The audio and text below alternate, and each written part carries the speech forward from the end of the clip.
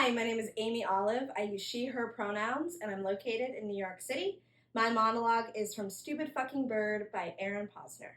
Thank you. What the fuck are you laughing at? Is this funny to you? Enjoying my pain? Well, do you have any idea what happens next? Do you? Yep. That's right, campers. I die. Anguish, tears, despair, despair, despair, gunshot. And then you cry. You cry.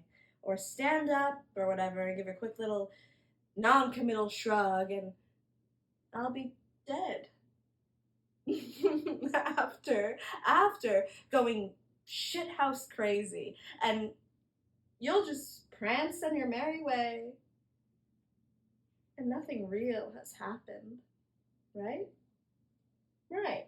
I mean, another play over and done with, and nothing real has happened.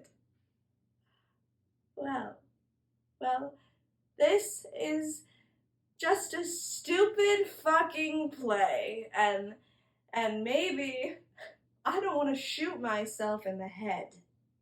Maybe I want to go on wallowing in self-pitying existential angst from production to production to production to production until the end of time. Maybe I want to go on losing and failing and losing and...